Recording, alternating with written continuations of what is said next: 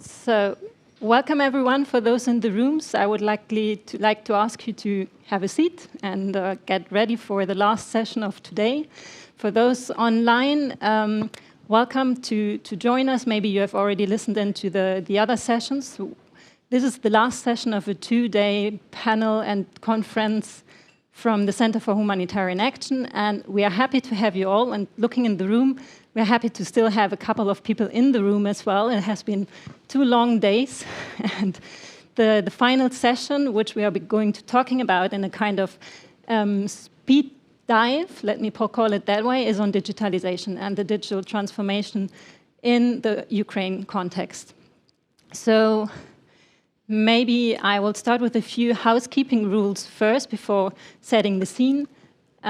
This session is going to be recorded for our website. It will be available on our website and on the YouTube channel. And questions and comments are most welcome online and in the room as well. Unfortunately, we cannot take them up directly during the discussion because we have only 30 minutes, but we are more than happy to take the questions and respond to them at a later time. If you need any technical support, please let us know. There's live captions in the room as well as online, and online there's also a transcription available. If you need any assistance, feel free to drop a message in the chat, and we are more than happy to support. So why are we here today? What we want to discuss with you today is, well, we have a look at digitalization in the context of the Ukraine crisis and how to actually question ourselves, how do we how are the organizations being held to account by the people in country when it comes to their data and the digital tools which are being used. But what I want to please, while listening to all the different channels and panels which we had before, I think there were a couple of words which will be also reflected in the panel today, but from a different perspective. So we heard about new ways of working, we heard about change and transformation. Digitalization is a lot about change and transformation as well. And we heard, or some people were saying, it's complex. So we know the humanitarian system is already complex, and with digitalization, we add another layer of complexity to the topic and to the overall discussion. Then we also have the aspect of humanitarian principles. Some say tech is not neutral. So how do we actually deal with technology in humanitarian crisis? We heard about multi-sector approaches, new alliances, security, funding issues, capacity. And then this morning also we heard about we are lost in translation. And I guess, at least from my personal experience, when it comes to digitalization and technology, we are all lost in translation, kind of, and because we have new players in the system who speak a different language. So we might speak the same language, we might use the same words, but it's still, they're different meanings. Nevertheless, when we think about digitalization, we have the optimists and we have the skeptics. Some say digitalization is happening, it's there, it's important to involve and engage other people, engage local partners, engage affected people. Others say it's too risky, because we probably are all familiar nowadays with the new general data protection and the European Union, GDPR, and the regulations. So what is it all about? And when we think about it, many organizations grapple with it. They have different apps, they digitize processes, they digitalize processes. There are all these different words and terminologies. However, when we think about the Ukraine crisis, the penetration rate is more than 90%. So what do we do with it? Ukraine might be a specific context, but due to the situation, we have a Ministry of Digital Transformation. What does that mean? The ministry is highly involved, maybe not with the whole sector, but with many actors to be involved in coordination and setting certain kind of standards. We do have a population, a civil society, which is digitally literate. But what does it mean to us as humanitarian stakeholders? How does it affect the work, and what kind of new challenges are actually appearing when there is a demand for digitalization, and people ask for it. They use the Vibers, they use the Telegrams, the WhatsApps, and so on and so forth. But how do we, as humanitarian organizations and the sector, use it as well? I remember, I think it was Hugo Slim who said, we all have a physical and a virtual life nowadays. But how do we actually act upon it? And how do we integrate it in humanitarian action? So that's what we would like to discuss today in a very quick session. We have two panelists here, two experts, which will share their opinion and their experience. So to my left, we have FanMan Tsang, who is the Director for Capacity Bridging and Technology at the CDAC network. CDAC stands for Communicating with Disaster-Affected Communities. It's a global alliance of the world's largest humanitarian media development organizations, prioritizing communication, community engagement, and accountability to affected populations. So CDAC is in touch with many humanitarian practitioners working in the Ukraine response and regularly publishes the state of communication, community engagement, and accountability across the Ukraine response. So we hope to get some insights about that today. To the far left is Philippe Stoll from the International Committee of the Red Cross, ICRC. He's the Senior Tech Diplomacy Delegate. He will hopefully tell us what tech diplomacy is all about, for those of us who wonder what that actually stands for. So he works at the intersection of the humanitarian sector, government, and private sector with the objective to ensure an ethical and principled use of technology in armed conflict. So ICRC is probably, for those who have been following the digital discussion, one of the pioneers when it comes to digitalisation. They kind of set up the first standards on data protection with the Data Protection Handbook, which was published some time ago, and the webinar series on Digitarian, where many pressing issues are being discussed and raised. So probably we all have more questions than answers, but we hope to intrigue a bit of the discussion and some ideas during the discussion today. So before actually asking those two panelists if the Ukraine context is a game changer for the humanitarian sector's digital transformation, we would like to ask the audience in the room, who is already familiar with our poll system, and the audience online, to participate in a quick poll to let us know what you think about the context. If you think the Ukraine crisis might be a game changer for the humanitarian sector's digital transformation process and accountability process, or digital accountability as a whole. We'll get back to the responses at the end of the session.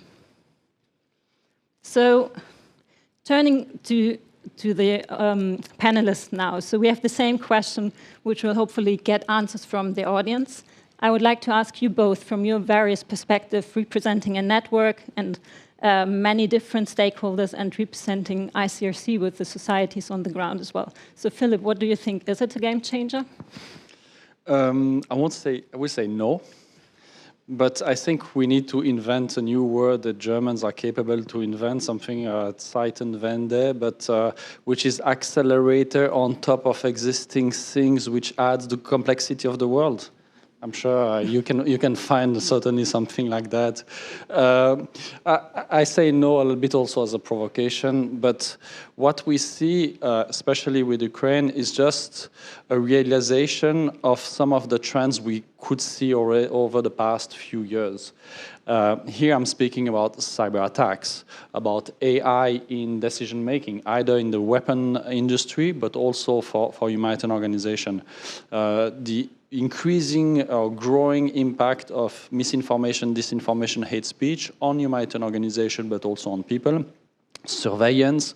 We could see also finally something which was a trend of the growing investment of governments and armed forces into IT capacities. I think most of the armies around the world, or those who are quite active, have now a cyber battalion, IT unit, etc. And I think this is something where we can see materialized really strongly in the context of Ukraine. Two other things which are quite also accelerating, something which was just trending before Ukraine, it's something called the civilization of conflict, where civilians, because of the tools they have at their disposal, become somehow party to a conflict. I mean, here, people sitting in different places around the world and conducting cyber attacks, or civilians using their phones to give information or intelligence to one party or to the other in a conflict. And this is something where the ICRC is trying to bring this issue to the attention, because these are limits under international humanitarian law that can have consequences for the people that they don't know about. The last one, it's the involvement of the tech sector, which was already quite strongly involved in certain conflict, but here it's much more obvious than before. So I will say yes, but to some extent. And an additional element is that it comes on top of the classic traditional warfare. And this is something which, for us, it's pretty worrying, because it adds to the complexity and the difficulty to respond to humanitarian action. But now, if I can look at different lenses, the ICRC is trying to classify that element in 3 different categories. So the impact on the warfare, on how war is conducted. So this is how IHL, International Humanitarian Law, applies to conflict. Since I'm not a lawyer, I'm going to leave it on the side. How it impacts humanitarian organization, and I will allude to that just after. And then impact on people, and here FanMan will go further into that. So when it touches humanitarian organization, I will recall the good old humanitarian principles and try to look at them through the digital angle. What does it mean to be neutral in a conflict where digitalization is growing? So how can we be neutral when private companies who produce and provide technologies to us, to people who are themselves not neutral, who are almost taking sides to a conflict?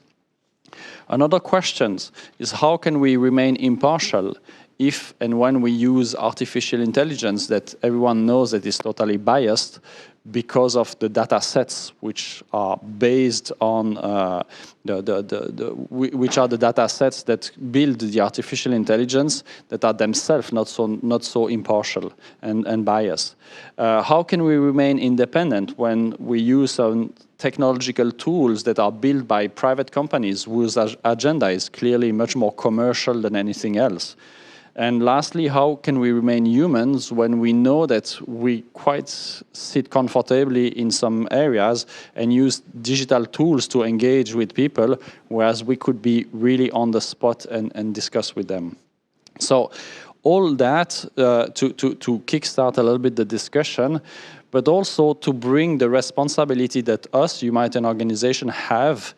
And here, going back to one of these old principles or approach that do no harm, but how can we as humanitarian organization do no digital harm by taking all these elements into context? So I'll give some elements of answer after, but this is just to answer and set maybe a little bit the tone of where we are going. Thanks, Philippe. So we heard the challenges from a humanitarian organization point of view, and with a strong focus on the challenge to also respect the humanitarian principles at the same time. So from CDAC's perspective and working on communication and community engagement, what would you say? Is it a game changer, yes or no? Well, I would say no, because just to join my colleague Philippe here, to be provocative, I would say that what's happening has been kind of since in Ukraine has been a magnifying glass. So it's the trends that are things that have been happening all the time have been magnified and seen clearly because it's been very well publicized. But many of these things have been discussed many times before, and they've also been happening. The thing about if we're something we get to, we at CDAC, we advocate for the responsible use of technology. Now, the one I want to focus on here, responsible we've heard of, is the use.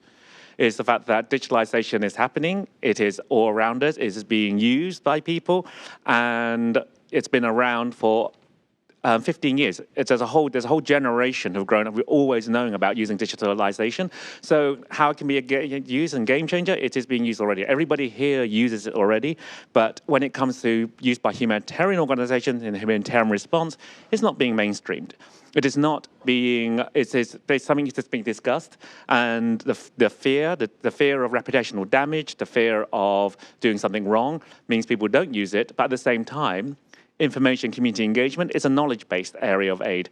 Information really is important. People to know where to go, where to find shelter, and they to talk to each other. They solve problems amongst themselves. Organizations on the ground, we're talking about localization here, it's locally led. Information is locally led. Communication is locally led.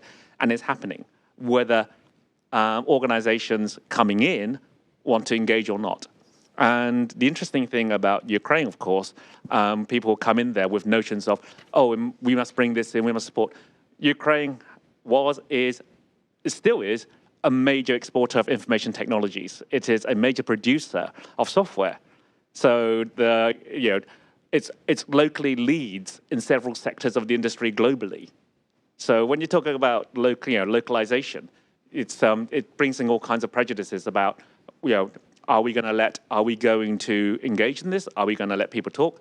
Because people will talk. People are using this. And the interesting thing about the commercial companies is that the commercial companies have spent billions building communication tools, which are accessible by everyone.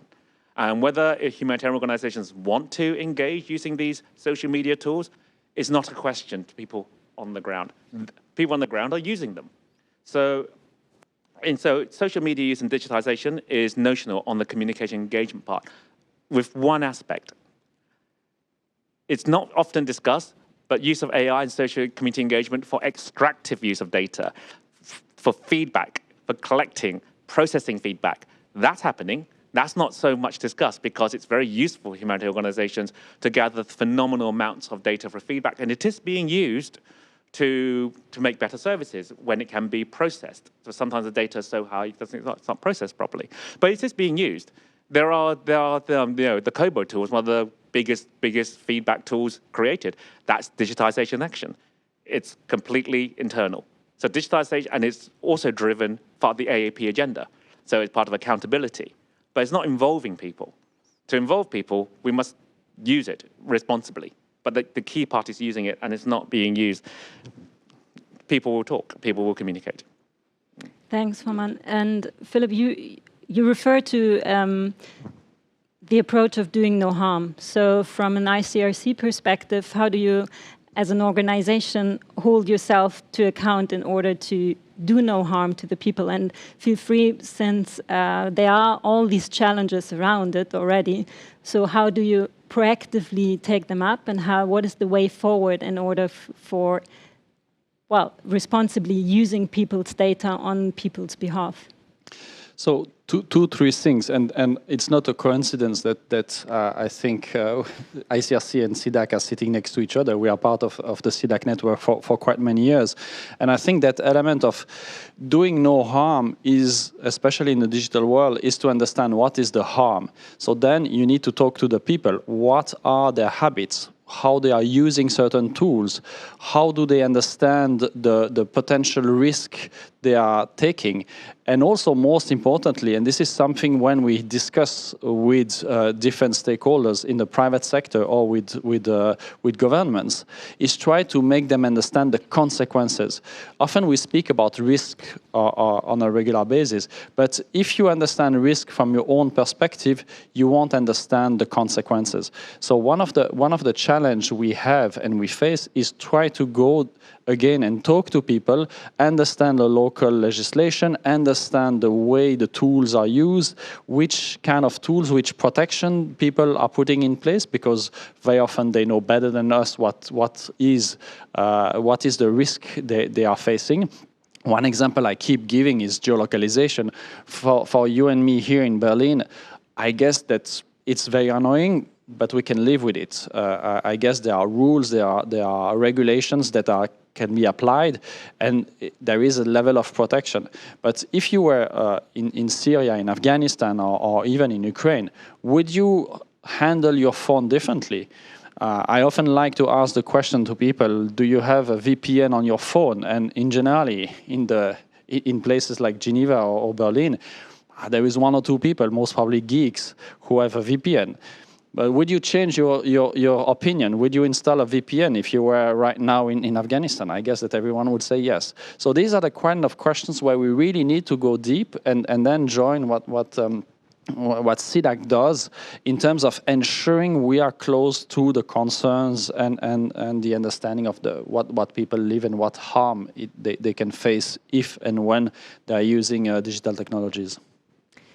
Thanks, Philippe. So we do understand that there needs to be an awareness and sensitization of the potential harms which can be raised by technology and using and collecting people's data. But from a person point of view, so what can you actually do to hold organizations to account when something is happening to the data? How do we involve the people? How do we communicate with them? How do we share information about using these technologies and tools? FanMan? Well, it's interesting you mentioned harm and the change of harm here, but it's also how you look at the harm, because there's been a refugee situation in Europe on and off since 2015, 2014, and working in Balkans and also in Greece.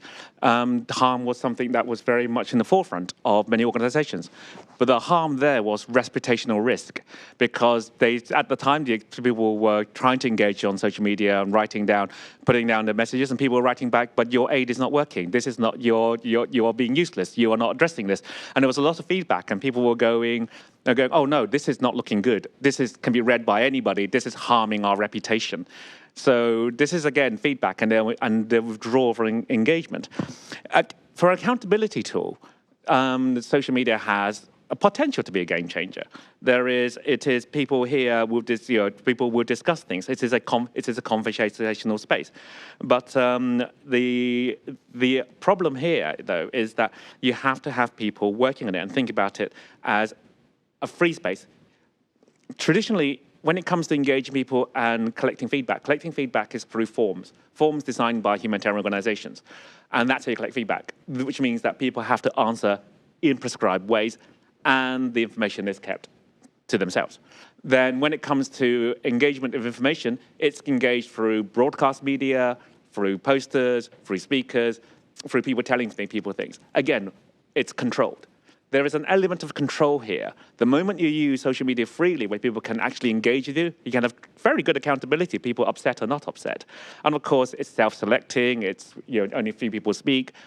But then again, if you put people out on the street talking to people, community talking face-to-face, one person, you have a few key informants anyway. It's not a zero-sum game. It is a larger part of the conversation to bring everyone together. So this is some of it is the lack of, people are worried about the lack of control you have and people moving around and reputational damage. And the other part of it is thinking social media and using this media, it's broadcasting, it's media. They focus on the media part and not focus on the social part. It is a place you have to converse. And for some organizations who go into this and work hard in this, many of our network members have invested time in this, the media organizations, because it is being used, again, whether humanitarians know it's being used or not, it is being used and being discussed. And if you insert yourself in the conversation, if you insert in there, you be part of the conversation, that will be there. It is a really good place to understand how it's used. One of the problems we've had has been the success. Ironically, one of the big successes we've had has also become a hindrance now, which is rumor tracking. Rumor tracking was something that was one of the first things that happened which kind of shows you about reputational risk, that rumor tracking was one of the first things. Suddenly, everything on social media is considered the rumor. Even though people might be saying, I think that we should, like early warning for climate, we think there's a flood coming, we think we must go to the shelters, and it goes, oh no, that's a rumor, that people going to the wrong shelters at the wrong time. No, that's people discussing, that's people in the street discussing. That's where you insert yourself into the conversation, that's where it becomes an engagement tool. That's when you use it responsibly by using it.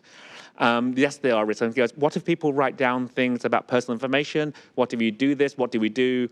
Well, most companies, large companies who do this understand moderation. It's the investment in moderation, the investment in people knowing how to use this, that matters. So communication is adaptive and it flows. It flows like a river. It is a river of information. It flows and moves around. You have to sail with it. We shouldn't, as humanitarians, try to think we can dam it. It's actually, that would be impossible and irresponsible. Thanks a lot. And as much as I would love to discuss it more in detail, I think we are all passionate about this topic. I would just like to ask you as a, takeaway, because we have been here for 2 days for, those in the room, let me put it that way. And we have heard a lot about complex issues which we have been discussing and talking about, and a lot of challenges. So in 1-2 sentences to the 2 panelists, how do we overcome these challenges from a digital point of view? What are your key takeaways or your call for action for the colleagues in the room and the colleagues online? Let me start with FanMan at this stage. I'm going to use a word that many people here decided we shouldn't use, but I'm going to use it anyway. It's called capacity building, right? As humanitarians, we need capacity building in social media. All of us have, and using digital information, all of us have benefited from social media and digitalisation of our commercial lives as we live here. I'm speaking as somebody in Berlin, in Germany at the moment. All kinds of community engagement tools are around us at airports. Airport flows provide service to us depending where the need is greatest, based on engagement tools, survey, assessments. And it's up to us to work out, okay, what is safe about? Do we want to use footfall tracking like they use in airports to find out which food outlets should be used when it comes to food distribution? Do we want to use comment and reactive to social media? If you tweet in airports and places saying, this place has no water, I need water, the airports are monitoring that and they will resupply. How many humanitarians watch tweets and resupply? Or the equivalent social media platform. So I would say that it's time for us to invest in capacity building ourselves to be able to understand and use this responsibly, and keyword for us is use. And also, we should do this soon, because otherwise the next generation will look at us and goes, what were you waiting for? So what are we waiting for, Philippe? Quite a lot of things I have to say, and this is part of my work, which answers to the question of what is techplomacy delegate. It's advocating with states, with private sector, within the humanitarian sector also, and discussion with people around norm settings. The ICRC is engaged into a process of trying to put in front of states data protection resolutions to protect data collected for purely humanitarian purposes, so kind of an international treaty. We continue to engage with states within the UN forum on IHL and cyber warfare, on autonomous weapons system. We want also to continue to push some of the standards that we set ourselves. For example, the ICRC is not using biometrics for registration, and we have a policy and we try to stick to it, even though there is kind of a pressure sometimes from donors. The cloud is the same. So far, we didn't find a solution that matched with some of the criteria we have, which is a legal dimension where the US Cloud Act might put us in a difficult situation. We do a lot of research, one of them around the impact of misinformation, disinformation, and hate speech on population in armed conflict. There is a lot of research on democracies and elections, and I think this is something where we want to go further. And also, going back to what FanMan said, is how do we distinguish between criticism, which relates to accountability, and disinformation, and not putting everything under the disinformation, misinformation basket.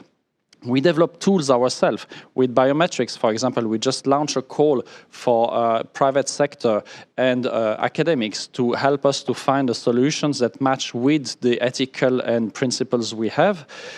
We work with the academic sector quite a lot. We dialogue with states on the question of data sharing, which is a hot topic. Donors and states want to have access to quite many of our data.